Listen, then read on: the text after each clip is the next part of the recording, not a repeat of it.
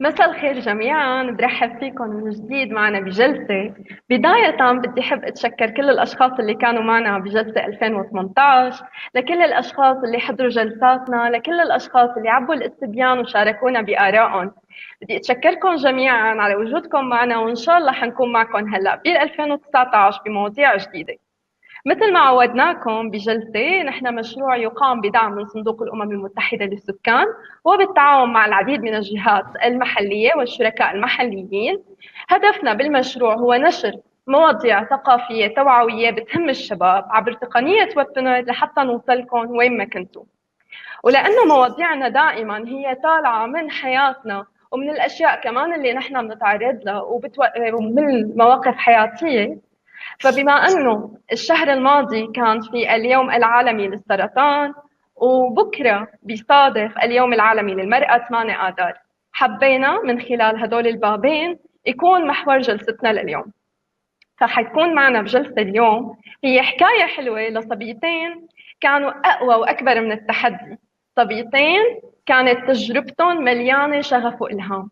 اليوم حيكونوا معنا دلال أورفلي وداليا الشاغل. أهلا وسهلا فيكم دلال وداليا، كيفكم؟ أهلا تمام هيا، الحمد كيفك؟ لله. تمام. يا هلا. يا أهلا وسهلا فيكم. هلا نحن حابدا معكم بالترتيب.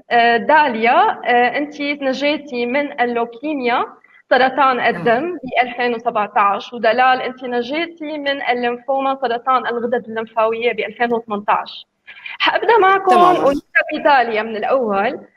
نحكي اليوم عن السرطان كتجربه انسانيه.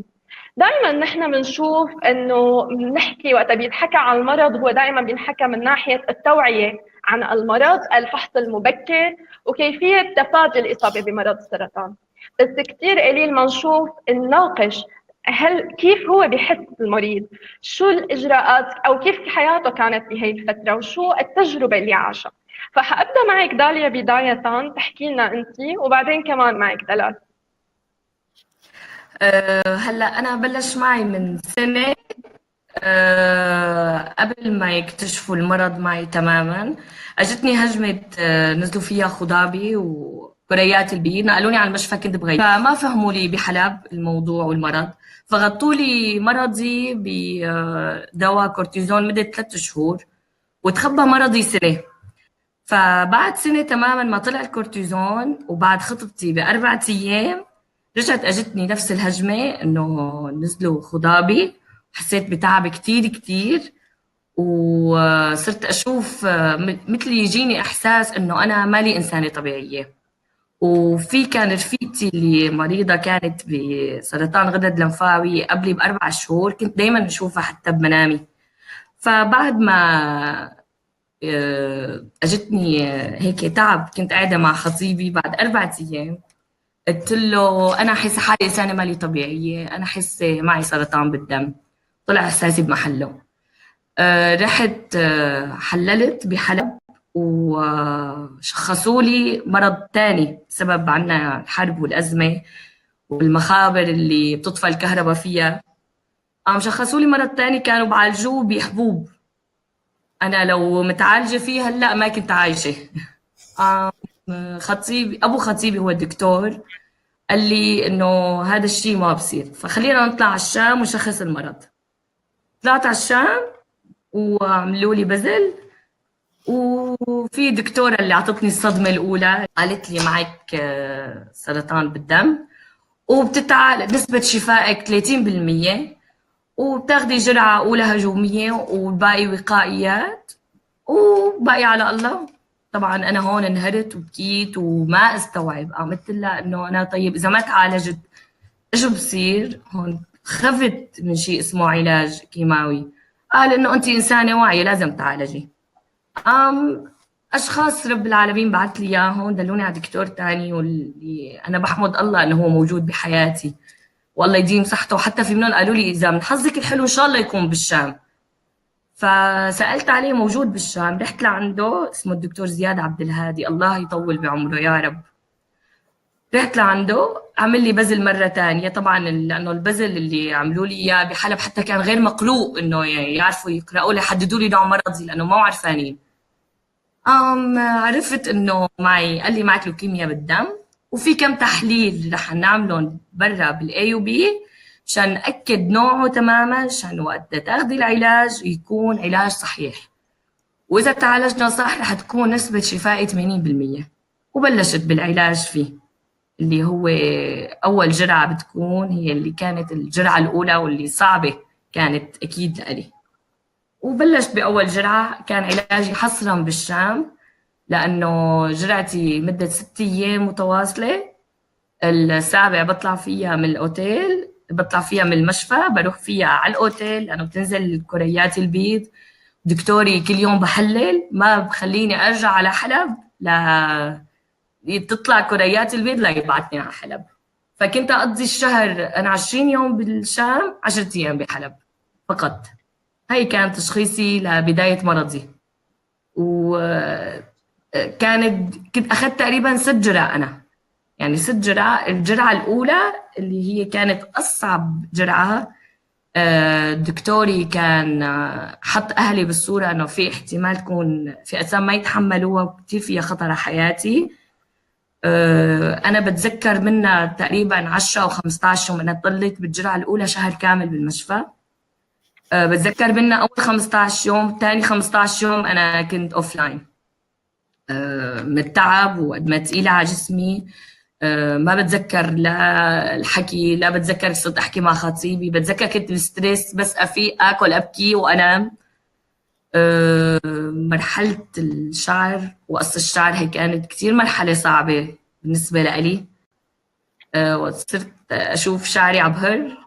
هلا انا كنتي بعتي لي هدول الصور، فانا حبيت تمام. اعرضهم وانت عم تحكي. أول صورة أول ما قصيت شعري. تاني صورة عم بعمل كنت إيكو للقلب، لأنه صار معي بسبب الأدوية مثل طرقة بالقلب. فهي المرحلة كانت شعري بلش يطلع. أصعب مرحلة أنا مريت فيها من عدا الكيماوي طبعا، وقت قال لي الدكتور، هو قال لي فورا لتعدي أسبوعين وتقصي شعرك ويهر. أنا ما تحملت هاي الفكرة، وأبكي أفوت بغرفتي أعمل هيك ينزل شعري، فكتير كانت صعبة. قصيت شعري أول قصة. تاني يوم فقت لقيت المخدة كلها شعر. أنا بقوتي دقيت للحلاق، قلت له بتجي لعندي الماكينة الحلاقة تعرفها؟ قال لي إيه. قلت له بتجيبها هي، بدي أشيل شعري، أنا ما بقى أتحمل هالمنظر. وقصيت شعري، عملته على القرعة تماما. فهي تمام. تخطيتها. أنا بالنسبة لي تخطيت مرحلة كبيرة بالمرض، كتير قوية، لأنه بإرادتي عملتها الحمد لله، والله قواني فيها. الحمد لله. الحمد لله رب العالمين اكيد. يعني. تمام. أنا أكيد يعني داليا هذا الشيء كتير فظيع. أنت قوتك إنك تقدري تتخطي هداك الشيء وهديك الحالة. أكيد كمان نحن اليوم إذا بدنا نحكي على تشخيص المرض ولا كمان الأطباء وهيك، أكيد أيام في حالات ممكن يصير بعض الأخطاء. لا بيعني إنه هذا الشيء بيفرض إنه المكان هو كان خطأ. طبعا ولكن طبعا. أيام بيصير تمام أكيد. المهم الحمد لله إنه أنت قدرتي تتخطي هي الشيء، الحمد والحمد لله لله. على كل شيء. هلا نفس الفكرة بدي أسألك كنت عليها دلال. إذا أنت كمان بتحكي لنا عن تجربتك حتى. آه، أكيد الليمفوما وقت إجت كنت بصراحة بأحسن فترة بحياتي. فترة كنت مالي متوقعة فيها إني أخوض هي التجربة أصلا. يعني أنا كنت أنا شخص بيحب الرياضة وبيحب المغامرة وكنت عم بدرس، وكنت راجعة من فصل دراسي كنت قضيته بأوروبا. أنا كنت عم بدرس بأمريكا، واضطريت أعمل تحاليل لأن في فصل الصيف كنت رايحة أدرس فيه 6 أسابيع بأوروبا. فطلبوا تحاليل في أنظيم كان رقمه مو طبيعي، أحد أنظيمات الكبد. ما أكلت همه كتير. قلت إنه لأرجع على أمريكا يعني نستكمل التحاليل والفحوصات. وقت رجعت على أمريكا كمان كنت بلشت تدريب عمل بمكتب السيناتور. فبتذكر إنه أحد الأيام كنت أنا مثل بشتغل بالمكتب الصحفي للسيناتور. فبتذكر أحد الأيام كنت ماسكة كاميرا وعم صور بأحد الإيفنتس، وفجأة قعدت وكان العرق عم يكت من جبيني. قلت له أنا حاسة إني كتير تعبانة. هون بقى بلش ينشغل بالنا. بنفس الوقت كان نتائج التحاليل اللي عم نعملها بلشت تطلع، وأنا زوجي طبيب ما أنه متخصص بالأورام، ولكن كطبيب أكيد كانت الأرقام بالنسبة له هي مثل عم ترفع تحذيرات قدامه. فيما بعد تحولت لعند دكتورة كبد، نظرا لأنه انزيمات الكبد هي اللي عالية، وقالت لي ليش ما تعملي صورة طبقي محوري. سويت صورة الطبقي، وهون بقى بلش زوجي يستغرب إنه ليش طبقي محوري. وطلعت بالصورة صورة عدة كتل متضخمة اللي هي الغدد الليمفية، ومن ثم بعدين سويت مرنان، هن MRI CT سكان. وهون بقى كل ما الصورة بلشت تتضح، ودغري يعني رؤساء زوجي بالشغل بالمستشفى حولوني لعند طبيب كتير شاطر متخصص بالغدد الليمفية. وهون بقى يعني بلشت اتهيأ انه في شيء ممكن يصير. الخبر اول شيء جاني مخفف، كان في احد احتمالات انه اما يكون معي ذؤاب او لوبوس وهو مرض مزمن بيضل كل الحياة، او السرطان اللي هو له علاج بيتعالج الواحد بيخلص منه. فكان يعني السرطان هو الاحتمال اللي كان عم يصور لي انه هو الاحتمال الاحسن. هلا طبعا انا وقتها كنت يعني انبسطت انه تخفف علي الخبر، بس بنفس الوقت بعدين حسيت حالي هربت من لحظة حزنة كبيرة اجتني بعدين. كان الخبر صعب، وبتذكر الطبيب اتصل فيني بعدين المساء بعد كل هالتهيئات هي، وخبرني بكل هدوء، وعطاني حتى لحظة لحتى استوعب الخبر. كان متذكر زوجي وستي وماما قاعدين معي بالأوضة. زعلنا كلنا وأنا زعلت، يعني حسيت إنه أكيد دلال. المرض ما بيستنى شاب ولا كبير، ولا إذا أنت كنت ماشي بحياتك، بالذات إنه عند فصل التخرج. وأنا التخرج كان كتير بيعني لي، لأن أنا كتير تأخرت لكمل جامعة بعد ما هاجرت على أمريكا، وبعد ما يعني رجعت فتت على الجامعة من أول وجديد، فكان بدي أتخرج وإذ بيجي فجأة المرض بدون أي سابق إنذار أو أي مراعاة لمخطط الحياة. بدنا نحكي على الشعر. كان شعري عم بهر. قصيت شعري أول شيء كاري. حسيت إنه ما بدي أروح يعني مثل all the way على إني قصير كتير، بس بعدين يعني أنا بتفهم كتير مثل ما قالت ديالا، بلش الشعر يهر بقى، صرت عن جد كل ما أعمل هيك يعني تطلع خصال، فقصيته قصير مثل هلأ تقريبا، بس طبعا بأقل كثافة، يعني تقريبا 50% من كثافته راحت. اي هاي صورتي انت باول جرعه كيماوي. كنتي بعثتي لي هي الصوره كمان، يعني هي لحالها الصوره النصانيه صراحه. انا حبيت اقول لك انه لحالها صراحه بتعطي قوه، يعني انت انك قدرتي تعملي هي الخطوه بايدك. يعني هي دائما نحن، انا حابه اليوم نحكي، بعرف قديش هو الموضوع مؤثر، وحتى لكم انتم لحتى تطلعوا تحكوا فيه. بالنهايه انا يعني مبسوطه فيه انه انتم طالعين لتحكوا فيه وعم تحكوا فيه وبهي القوه، بالنهايه نوصل انه اوكي، يعني الحمد لله انتم تبطوا وقدرتوا تتخطوا هي التجربه. اكيد كملي دلال، انا بس حبيت اعطي هيك. بس تماما هيا، لأن موضوع السرطان مثل ما أنت حكيتي بالمقدمة، إنه نحن دائما بنحكي من باب الحملات التوعوية ومن باب يعني الحملات الإعلامية للتوعية، بس المرضى هن أشخاص مثلي ومثل داليا، عندهم حياة وعندهم قصص، عندهم طموحات، وإجا المرض ووقف لهم حياة. والمرض بيجي، السرطان بيجي معه كتير مشاعر قوية. يعني الشعر مثلا، أنا بلحظة كنت بس بيهمني أرجع لحياتي، أنا بس بدي أرجع لعافيتي، بدي أرجع روح ألعب رياضة، بدي أرجع أنزل على جامعتي، بدي أرجع أعمل أشيائي لحالي بدون ما حدا يساعدني أو حدا يجيب لي كاسة المي. أنا كان بدي أنا أرجع مستقلة. بس بنفس الوقت مثلا وقت حدا يقول لي مثلا الشعر بضاعة مخلوفة، كنت أتضايق، لأن أنا بهديك اللحظة كمان كنت أحس إنه أنا أنوثتي كانت بهالتاج اللي على راسي، الشيء الحلو اللي بيعبر عن شخصيتي وبيعبر عن شو أنا. ما كان يعني كان موضوع جدا حساس، إنه أنا بنفس الوقت حاسسته إنه جاية وقته وحيطلع، بس بنفس الوقت ما بدي حدا يقول لي إنه بضاعة مخلوقة، لأن بهذا الوقت كان هو اسمه شيء. شو كمان؟ انا حقلك اسالك سؤال، مع انه انت عم تحكي هيك. هلا انا حابه اعرف منك كمان، منكم اللحظه اللي انتم خلصنا فيها من المرض، رجعنا لمرحله انه اختفى، وصلنا لهي النقطة من العلاج، من بعد العلاج. وفترة النقاهة، فترة النقاهة اللي إن إحنا خلص خلصنا من المرض بس لسه عم نتابع بتحاليلنا. وحابة كمان أتشكر وعم نخبر اللي عم يحضرونا إنه نحن عم نقرأ كمان تعليقاتكم. شكرا كثير لكم. وأي حدا كمان عنده استفسارات كمان فيكم تسألوها. تفضلي دلال. تمام. فأنا هلأ خلصت آخر جلسة علاج بنيسان السنة الماضية، حيصير لي سنة قريبا، وبعد 12 جلسة.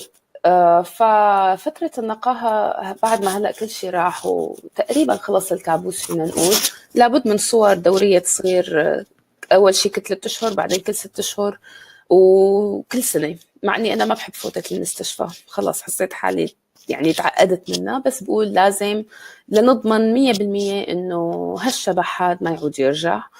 بفترة النقاهة تعلمت إني أكون أنانية بكل شيء بيتعلق بصحتي. تعلمت إني انتبه على أكلي، إنه أتنفس هواء نظيف. إذا حسيت الجو فيه ريحة دخان أو أراجيل مزعجة بعد عنه. إذا حسيت حالي تعبانة ارتاح. أنا كنت من النوع اللي بيجور على حاله. أنا تعلمت إني ما ساوم بأي شيء بيتعلق بصحتي، ما ساوم بأي شعور بالإزعاج أو التعب، لأن المكابرة مو منيحة. الجسم وقت بيعطي إشارات إنه أنا تعبان بتكون هي إشارات لازم الانتباه عليها. أنا كنت ألعب رياضة ورجعت ألعب رياضة طبعاً، لأنه الملاعب تكون واطية فما بيعود فيني أروح على النادي لأنه هو مكان مليء بالجراثيم بيكون. هلأ أنا عم ركز كمان على كل شيء إيجابي. عم حاول بعد عن كل شيء سلبي، كل شيء بيسبب قلق، كل شيء بيحسسني بالزعل لازم بعد عنه. وهي عن جد بتلعب دور، مو مشان النفسية مشان العلاج، وإنما كمان نفسية الجسم وقت بيكون متضايق ما نشي منيح. صرت عن جد بعد حالي عن أي شيء ممكن يسبب لي زعل، ممكن يسبب لي تعب. هذا طبعا غير الفحوصات والصور الدورية. فبصراحة النقاهة علمتني أكون أنانية فيما يتعلق بصحتي وبأي شيء بيتعلق فيني. هلأ فأنا اضطريت إني أخذ فصل دراسي أقعده بالبيت، فكان عندي كثير وقت فاضي. طبعا مارست كثير هوايات، قراءة، هوايات تانية. بس الكتابة كانت هواية من الهوايات اللي عندي إياها من زمان، من وقت ما كنت بالابتدائي فينا نقول. فكنت أكتب خواطري، كل شيء بيخطر ببالي. ولغتي العربية جيدة، وهي يعني بحسها كنت سجل كل شيء عمر فيه، كأني كنت أحس إني رح أنساه. كنت سجل رغم التعب، بعد الكيمو، أثناء الكيمو، بوقت الفراغ، خلال لحظات الأمل وأثناء الغضب. وبعدين بعد ما طبت وعدت الفترة جمعت كل هالخواطر هي ولاحظت أنها بتوسع بكتاب. فراسلت دار بردية للنشر بمصر عن طريق أحد الأصدقاء من الجامعة، ووافقوا أنهم ينشروا لي الكتاب. وتحدثت فيه عن كتير نقاط عن المجتمع، عن مريضة السرطان كمرأة وكأنثى. وحكيت كمان عن محبة عيلتي، وعن إنه الصعوبة اللي هن خاضوها معي، إنه التعب اللي تعبوه ما كان بيقل عن تعبي كمان. وطرقت كمان عن المرأة المصابة بالسرطان، وقد ايه المجتمع ممكن إنه يتخلى عنها لمجرد خسارتها شيء من أنوثتها، خاصة بحالات مثل استئصال الثدي أو خسارة الشعر. في لحظات إنه أيام، في مرة كنت عم فاتحة الفيسبوك ومريت بفيديو عن مرة جزائرية طلقت زوجها وما ضل عندها مكان يقويها غير المستشفى اللي عم تتعالج فيه. واستفزتني القصة كتير، لأن صحة هالإنسانة هي فوق مكانتها كأم وكزوجة. وشعرت فجأة إنه موقف المرأة ضعيف وقت بيجي الموضوع للمرض، خصوصي إنه وقت تنطعن بأنوثتها بيكون موقفها هش وما اختارته لنفسها. فبكتابي كتبت كتير عن مريضة السرطان، كتبت عن تعامل المجتمع. ما أنا مريت بتجارب صعبة كتير، بالعكس كان حوالي كتير ناس على طول بيدعموني وعلى طول موقفهم إيجابي. بس كمان بدي أسألك دلال، بدي اسالك، جاي. كونك عم تحكي على قصه المجتمع والاشخاص اللي حواليكي، كمان كثير كثير بيهمني اعرف منك اليوم، واكيد في اشخاص حوالينا، نظره المجتمع وطريقه المجتمع بالتعامل مع المرض. يعني نحن انا اليوم نسمع كثير هي انه هداك المرض، دائما بنتخبى وراء اصبعتنا وما بدنا نقول اسمه كاسم سرطان. هي الطريقه من التعامل كمان، شو بيكون تاثيرها، وشو هي الطريقه الافضل كمان لنحكي فيها اكيد. إذا هي كانت واردة عندك بالكتاب؟ أنا خايفة إنه ننط لموضوع المجتمع قبل ما يصير وقته، قبل ما داليا تشارك. بس لننهي هون نحكي موضوع ضمن المجتمع. إيه تماما، ضمن كتابك أنا بقصد. أكيد. أنا حكيت عن المجتمع وقت بيسميه هداك المرض، ودائما يقتصر الحديث على حملات التوعية والضجة الإعلامية، في حين إنه في ناس مثلي ومثل داليا عندهم قصة وراء المرض، هن أشخاص لحم ودم وعندهم حياة وعندهم طموحات وآمال. وصدقيني وقت الشخص بعيد الشر عن كل العالم، بس وقت بيكون هو بيقولوا مثل بعين العاصفة وهو بنص المرض، بيكتشف إنه متى ما واجهه وجها لوجه ما بيعود كثير بيخوف. فأنا يعني بشجع المجتمع إنه يحط عينه بعين المرض ويحكي عنه بطريقة فيها ثقة أكثر، فيها جرأة أكثر. وحنحكي هلأ عن الموضوع، ما بدي استبق الأحداث، بس تمام. أكيد عندي كثير رسائل للمجتمع من خلال كتابي، حابة كنت إني أوجهها كمريضة وكأنثى و... كدلال. ككاتبة كدلال. برجع لعندك داليا، نفس السؤال على شغلك، على الفترة اللي انت قضيتيها هلا نعتبر هي فترة نقاهة، شغلك الجاتويات، الشغل اللي كتير حلو اللي حاططي لنا اياه، اللي هلا كمان حنعرضه بالصور. تبلشي تحكي لنا عنه كمان. هلا فترة شغلي أنا من كنت جرعة وانزل على حلب كان دكتوري داي ارجعي وانت تعبانه، مع ان يكونوا ايدي كلها مزرقه من فتح الوريد وهالقصص. يقول لي انا يعني اجي بس 10 ايام على حلب، بدي بس اشوف خطيبي لانه اصلا ما تهنيت في خطيبي بفترتي يعني. فارجع على حلب يعني اشوف خطيبي واشوف رفقاتي واكون كتير قويه. في وحده من الصور اللي فتره الموجوده اكون حاطه بونيه. وحدة من الصور أنا عدت فترة حطيت بني لأنه مجتمعنا ما بتقبل البنت بقرع، في نظرات كتير تجيك غريبة. فحطيت فترة بني والعالم أنزل أحلى ما يعرفوني مريضة، في كتير أغلب العالم حتى زبايني ما يعرفوني مريضة. شكلي وجسمي أكون قوية، يعني أقول أنا بدي أنبسط، أنزل على حلب أكون أعيش طبيعية وأرجع على اللي انا عايشتها سنه ونص. انه انا كل اسبوع بعمل تحليل او كل 15 يوم تحليل دم طبيعي بطمن فيه على خضابي والكريات البيض والصفيحات. طبعا الكيماوي لهلا له اثر جسمي. انا كل شهرين او هلا صار كل 3 شهور بطلع على الشام بعمل بذل بنقيل عظم. دكتوري بيعمل لي يمن على شغل دم. فالحمد لله رب العالمين، يعني كل مرة عن مرة عم بتغير. بس لهلا بقول لي في أثر كيماوي بجسمك. صح أنا هلا طلعت من الكيماوي، بس أنا هلا الأثر الكيماوي لسه موجود بجسمي.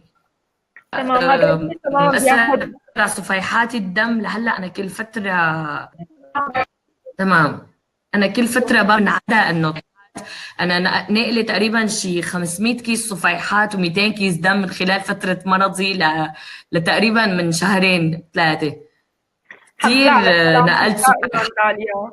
الله يسلمك.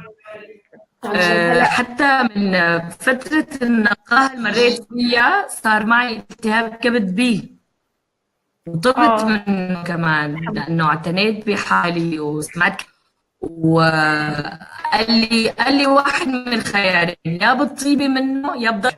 انا رب العالمين بقوتي وبقوت اهلي والدكاتره المنيحه اللي راقبتني قدرت اتخلص حتى من التهاب كبد بي يعني. الحمد لله. يعني هي الكلمة الحالة اليوم وقت تقوليها قديش فيها انه انت ضليتي ثابتي على هذا الشيء، يعني حتى هي الإرادة اللي كان عندك اياها لحالها قدرت تخلصك وتساعدك لحتى تقدري تخلصي من حتى المشاكل اللي بتترافق مع المرض. اوكي دلال، هلا رجعنا اوكي معك نكمل بالفقرة بعدين نرجع لعند داليا. تمام. مم. قبل ما أكمل كونه حكينا عن الكتاب، أنا رأيت واحد من الأسئلة من علا طه، عم تسأل وين تماما. الكتاب متوفر. الكتاب متوفر ببوك بوست لبنان، ومكتبات سمير منصور بالأردن، المكتبة العراقية بالعراق، قريبا أونلاين بالشام. لازم صعب يمكن. يتوفر لازم لازم يتوفر عندنا بالشام. لازم عم حاول هلا الاقي طريقه، بس اقرب نقطه لحد هلا هي بيروت، لان ما بعرف مشاكل مع دار النشر بتخيل، او يمكن هن قالوا لي انه فيني يوصلوا على الشام بس صعب او شيء، بس مبدئيا ان شاء الله بيروت قريبا. وان توفر اونلاين فاكيد رح احط لينك على صفحتي وعلى صفحه الكتاب كمان. ان شاء الله، ولا نحن ان شاء الله بنشوفه معناتها هيك وبيقدروا الكل يقروا معنا. يلا لازم ان شاء الله. ان شاء الله دلال، معناتها خلينا نرجع نحكي هون بقى عن النقط اللي كنا حابين نضوي عليها، اللي هي نقطة المجتمع. وإذا كمان عندك نقاط تانية بتحبي تحكيها من خلال كتابك فنحن ممكن نسمعها. بدنا نعرف كمان اليوم دلال هي كيف قدرت توصل لهون، كيف دلال هي الصبية القوية اللي عملت كل هذا.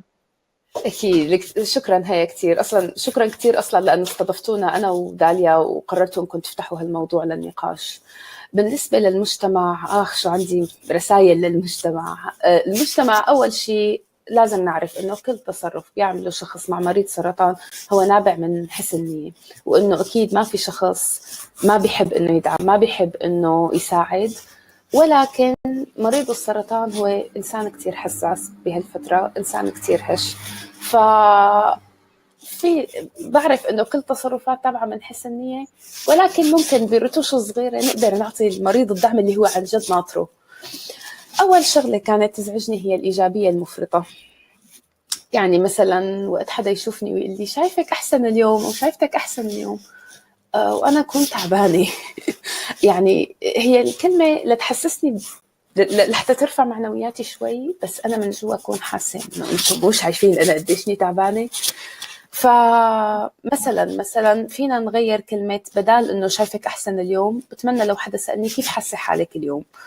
فبهالحالة هي بعود أنا بحكي عن أنا شو حاسة، بعود أنا إذا حابة إني شارك فيني بقول أنا اليوم حاسة إني تعبانة، أنا اليوم حاسة إنه لعية النفس كانت قوية، أنا اليوم حاسة إنه مزاجي مقلب كتير، أنا اليوم حاسة بألم تعب، حاسة حالي أحسن. يعني هيك بتصير الحالة عندي مو عند عين الشخص اللي عم بيشوف. يلا تسمعيني؟ تمام سامعينك داليا. هلا تمام، هلا بنكمل بعد فقرة دلال بنرجع لعندك.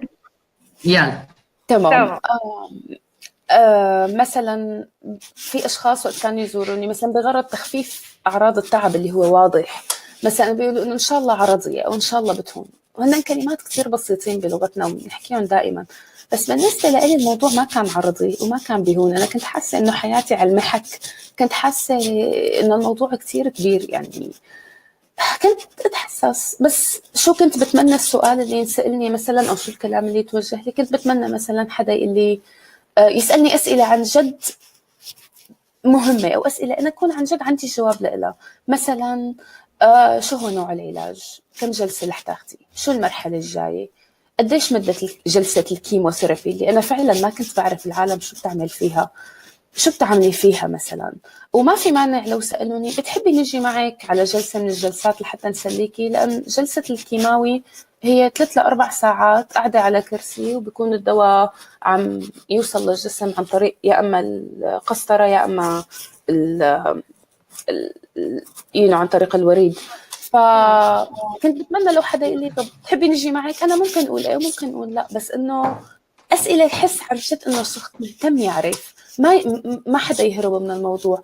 والناس حتقول بركي هي الأسئلة كانت كتير يعني محرجة أو مزعجة للمريض. هي مو محرجة، هي حياتنا المريض. هلا هي الطريقة اللي انت عم تسأليني فيها كيف يومك اليوم، شو عم تعملي، شو أكلتي، هي حياة المريض لمدة 6 شهور أو لمدة سنة. بالعكس المريض حيجاوب، حيحس إنه في حدا عن جد مهتم. فهي الأسئلة مهمة، الواحد يجرب ويشوف. بنقصد معناتها نحن اليوم انه يكون ننتبه على الكلمات اللي بنستخدمها بالتعبير، تمام. ويكون نحس نحن بالنهايه قد ما كان نحن اكيد قد ما قلنا له نحن حاسين فيك، بالنهايه نحن ما لنا حاسين بالتجربه اللي هو عم يعيشها، فنحاول نساله اكثر انت كيف بتحس، وهيك نحن ممكن نعطيه على القليل الشعور اللي هو بيكون بحاجته. تماما، ونسأل الأسئلة اللي بتهم، نبعد شوي عن العواطف ونسأل الأسئلة الواقعية اللي هي عن جد قديش مدة العلاج، شو نوع العلاج. يمكن الشخص ما يكون أصلا بالوسط الطبي بس إنه بيوجع، لأن أنا لأول يوم جلسة كيمو كنت مفكرة إنه حيجي الكيماوي لحس حالي عم بنحرق، اكتشفت إنه هو دواء يعني شكي، بس الأعراض اللي بتجي بعده هي المؤلمة والمتعبة. بس أنا كنت تخيلي إني أنا كنت خايفة لأن أنا ما بعرف شو العلاج، وأنا كنت مثل هالعالم، أنا كنت خاف، كنت فكر إنه المريض ممكن يحس حاله انحرج.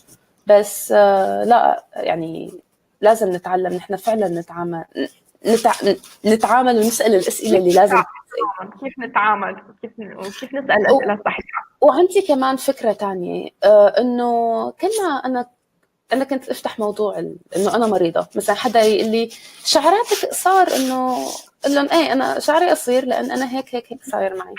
فاكتشف إنه على الطاولة مثلا وين ما أكون قاعدة، اكتشف إنه شخص أو شخصين من اللي قاعدين حوالي حدا من عائلتهم مر بتجربة مشابهة، أو حدا من عائلتهم انصاب بالسرطان، وأنا كل ما كان لازم، الشيء الوحيد اللي كان لازم أعمله هو إني أفتح الموضوع للحديث.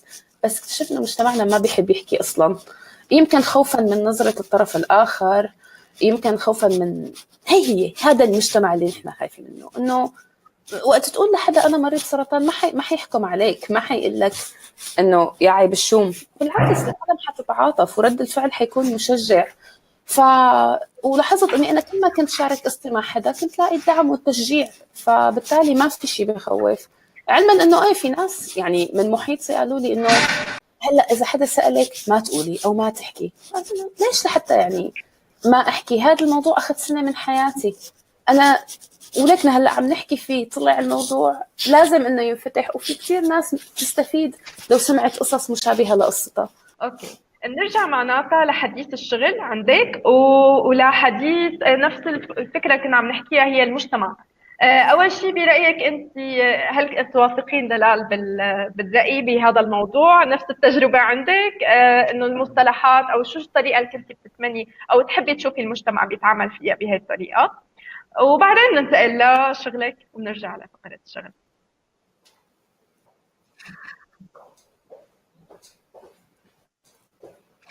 هلا المجتمع اللي حوالي القريب كان جدا متعاون، ما كان حدا يعطيني نظرة شفقة ابدا. وانا الناس اللي كانت تقول لي يا حرام معك سرطان ما كنت احب اقعد معهم، ولا اتقبل اسمع الشفقة ابدا من حدا. اللي كان هو اول حدا اهلي، ماما وبابا كانوا من الناس الداعمين الي. يعني مامي لو وصلت لمرحله اول ما قصيت شكلك، خطيبي اول ما جيت ما بدي اشيل عن راسي اطالع القرعه يقول لي اذا ما شلتي عن راسك انا ما بدي اضل، هو اللي قواني. نفس الشيء اخواتي، نفس الشيء رفقاتي، ما حدا يعطيني نظره انه جاي انت انسانه غريبه. المجتمع اللي بعيد كان كثير معي، منير يدعي لي، كان كثير في ناس تفتح ختم قرآن مشاني، انا ما بنكر هالشيء. انا المجتمع اللي حوالي ما زعجني، تمام. قواني تماما. هو تماما، انه معك اي ما هي سرطان مثله مثل القريب، تاخدي له دواء بالطيبه. تمام. سؤال لسمية، كانت عم تقول شو أكثر شيء قواكم بهديك الفترة داليا ودارين؟ نفس الشيء. فأنت هلا تقريبا جاوبتي داليا هلا عم بحكيك. أنت كان أكيد المحيط، نقول المجتمع المحيط فيكي من أصدقائك وعائلتك كان قوي. نفس الشيء دلال بتقولي إنه أكيد فكرة إنه أكيد الأهل بيلعبوا دور، أهل أصدقاء بيلعبوا دورهم اكيد تمام. أكيد، وأنا بوافق داليا أنه هو المجتمع المحيط القريب جدا جدا داعم. يعني مثل ما قالت داليا، ختم القرآن أو مثلا حدا يقرأ لك على كاسة المية قبل ما تشربيها، يعني شو بدي لك، أهلي وستي الله يجزيها الخير حاطونا وغمرونا بحب ما في مثله. بس المجتمع البعيد اللي نحن بدنا نوجه له رسالة، نحن مو بس عم نتعامل مع أهلنا أو الناس القراب، أيام الواحد بده يحكي مع عالم أبعد شوي من هالدائرة وبيكون مو رد الفعل اللي ناطره حدا يشهق بوشه ويرتعب، بيكون بده حدا يشجعه. بس طبعا الأهل جدا بيقووا، والأهل بيدعموا. وأنا مثل ما قلت أول شيء، كل التصرفات نابعة بتكون من حسن نية، قصدي من المجتمع البعيد. من اكيد المجتمع القريب أكيد بيكونوا حيعطوا قلبهم عن جد يعني. عن محبه. أكيد أكيد أكيد. قوية. كمان داليا، كمان لأنه رجع سألنا عن نفس الفكرة، الحمد لله الأسئلة عم تجينا معنا على سياق الحديث. عم تسأل سمية، بدها تسمع عن شغلك، عن مشروعك بالحلويات، وإنه هي أكيد بتستمد منك القوة. فبحكي هلا عن شغلك، عن مشروعك، وكيف صار وشو عم تشتغلي. تمام. هلا انا قلت لك بال 2013 بلشت بشغلي واذا بتعرفوا نحن بحلب مشهورين بالمعروق، فبلشت اعمل معروق بيع، وشوي شوي طورت بشغلي. فترة سنة بس اللي انقطعت فيها عن الشغل هي فترة وقت اجي من الكيماوي تعبانين ايدي وما بقدر اشتغل. فهون بهالفترة في كتير زباين دقت لي وين انت ما جاي قريبا. والكيماوي رجعت لشغلي هلا، واشتغل هاند ميد طواسي حلويات، والحمد لله زبايني القديمين لهلا معي، صار زبايني كلمانهم عم بيكتروا. على فكرة أنا كتير قويت، لأنه في منهم يقولوا يا بناكل من عندك يا ما بناكل، عم نستناكي لترجعي. حلو. يعني أنا حتى الناس هدول بعتبرهم هو إنسان غريب، يعني ما لا بالأخير رفيقة أو قريبة، بس كانوا كتير وفيين لإلي، يعني يستنوني. قال لهم أنا ما بقدر هلا بدلكم على حدا يقول لا يا أنت يا ما بناخذ من محل عادي. فيعني هذا كان كتير شيء هيك انبسط فيه أنا، يعني أتشجع فيه. وهلا رجعت لشغلي الحمد لله، مثل ما عم تشوفوا بالصور صار لي فترة، يعني صار لي سنة ونص رجعت بأقوى الحمد لله. تمام، تماما داليا. هي الفكرة اللي بدي أقولها اليوم إنه قديش الشغل بيساعد حتى بتخطي المرض أو تخطي الشعور اللي أنتم بتكونوا حاسينه. نفس الشيء عندك دلال، بتحسي كان في مثلا ممكن الكتابة كانت هي ساعدتك لحتى تتخطي هذا الشيء. قديش مهم نعبي وقتنا. كتير كتير. حتى وقت بلشت كتابة أنا كنت عم بكتب قصص قصيرة لحتى أتسلى، وكنت أكتب خواطري على جنب، لأنه هي كانت الطريقة اللي عم فش فيها كل شيء. وما كنت خطر لي أبدا أنه هالخواطر هي رح تشوف النور أي من الأيام. كنت أقول أنه يعني مين حيقرأ خواطر شخص يعني كنت حاسستها كتير شخصية بصراحة. بعدين وقت حسيت أنه أنا مالي لحالي، وأنه في كتير ناس بدها ناس ترفع صوتها وتحكي، حسيت أنه لا أنا لازم أنشرهم. بصراحة أنا كتير مبسوطة، حاسة يعني الكتاب عم يوصل وعم بيوصل أفكار، ومو شرط للناس المريضين، أيام للناس الأصحاء أو لأهل المرضى اللي هن كمان تعبانين، أو هن بحاجة لهالأمل، أو هن بحاجة ليحطوا عينهم بعين المرض فعلا. أنا بشجع كل مريض إنه بصراحة شو الهواية اللي بيحبها يعملها، لأن ممكن يكون عندك وقت لإلك بهالفترة هي، يمكن بس ترجع لصحتك وعافيتك، ترجع للحياة وترجع للعجل. بس طالما في وقت ممكن الواحد يعمل فيه هواية ما بيعرف. يعني هي أنا وداليا عملنا شيء بنحبه وكملنا فيه ولو لبعد المرض، فجدا.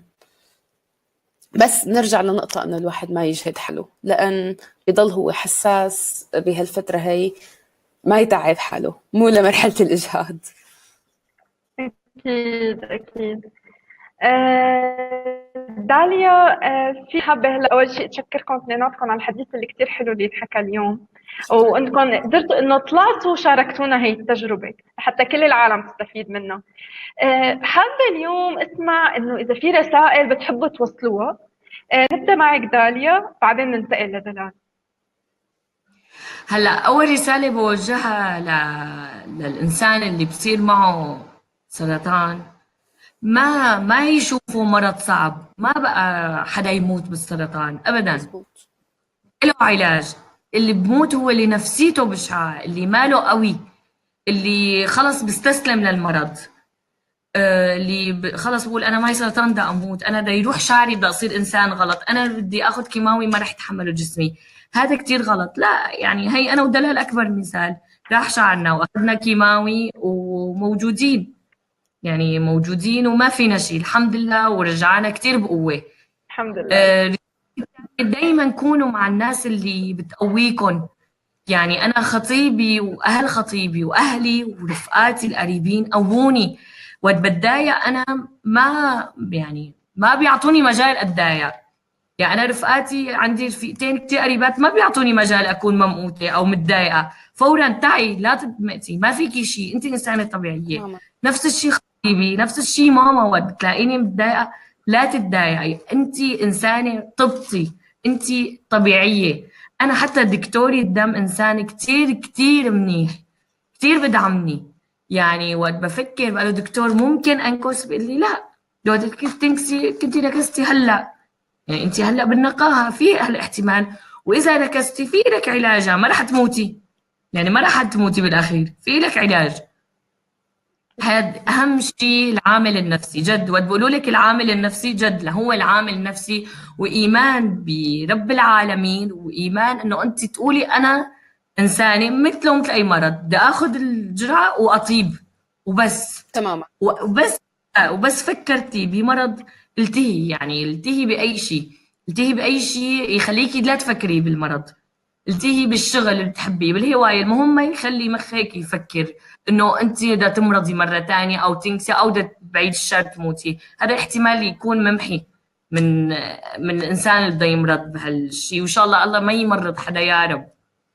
شكرا كثير لك دالي على هذا الحديث، وشكرا على النصائح شكرا اللي لكم. قلتي لنا اياها. كمان حنسأل معك دلال نفس الشيء، شو النصائح اللي بتحبي تقوليها للعالم؟ شو الشيء او الرسائل حتى اللي انت بتحبي تنقليها اليوم؟ عندي كذا وحدة بصراحة. أول شغلة أنا بشجع كل مريض إنه ياخد وقته بكل شيء بيحسه.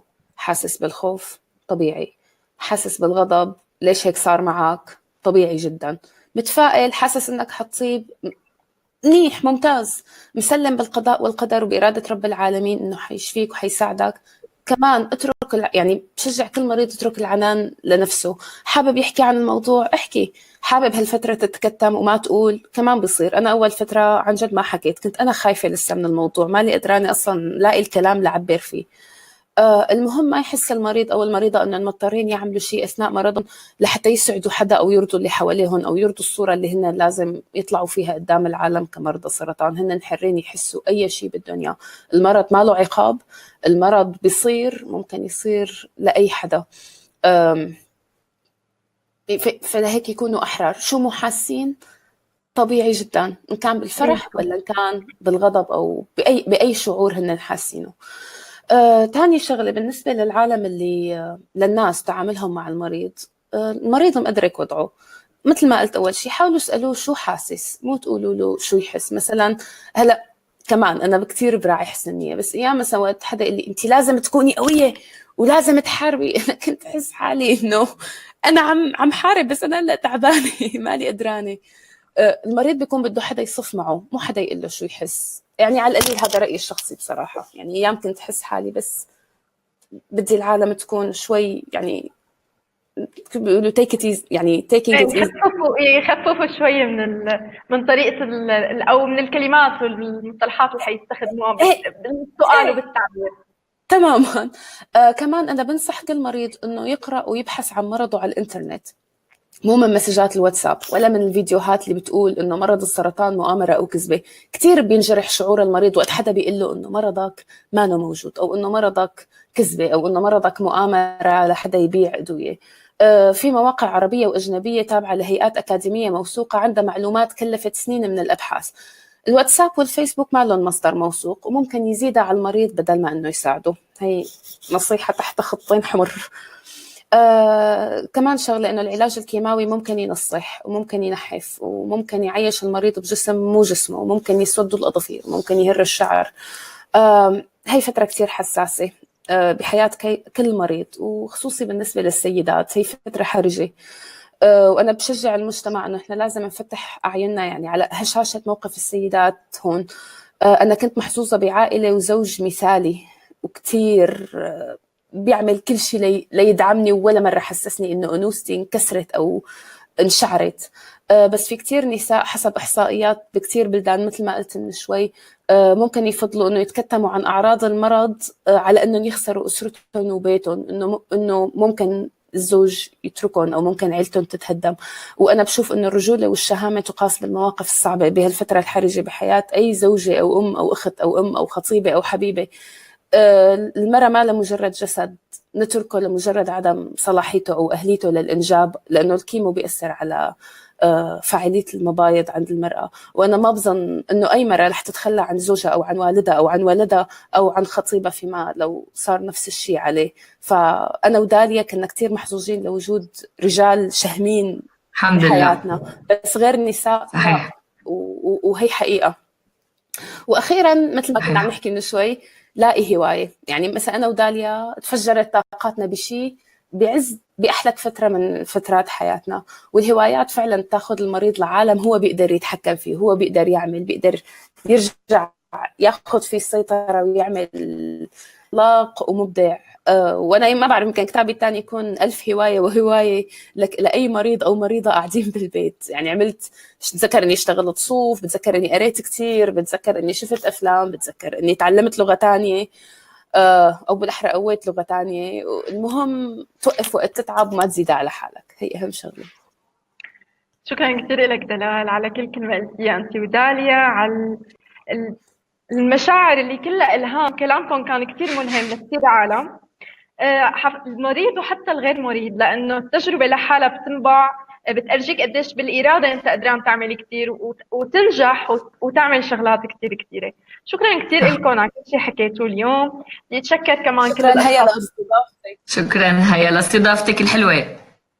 تسلموا لي. إن شاء الله، وإن شاء الله دائما نحن بجلسة نكون قدرانين نضوي على هيك مواضيع ونحكي بأشياء تهم الكل وتكون دائما ملهمة وفيها أمل. شكرا كثير داليا ودلال، شكرا لكل اللي شكراً. حضرونا وكل الاشخاص صراحه اللي دايماً. حضرونا، اللي هلا كان كلهم عم يكتبوا عم يحكوا لكم انه قديش انتم ملهمتين، قديش كان كلامكم مهم وملهم عن جد، شخصياتكم قديش كانت كثير حلوه. بدي احب اذكر تمام، بدي احب اول شيء ارجع اتشكر الجميع واذكركم انه نحن هلا مكملين معكم بجلسه خلال خلال شهر اذار بمواضيع مختلفه. بحب كمان نوه لكم انه نحن جلسة اكيد تعاد حاليا بعد الجلسة على بعد ما طلعنا لايف على فيسبوك وعلى يوتيوب، وايضا على موقع جلسة دوت نت اللي حتقدروا كمان تصيروا تحضروا عليه جلساتنا. على امل كمان لقاء قريب بالجلسات جديدة، كمان انطرونا. وشكرا كثير لكم. يلا شكراً بعد السلامة. كتير. باي داليا. باي باي دلال. باي. باي باي. باي.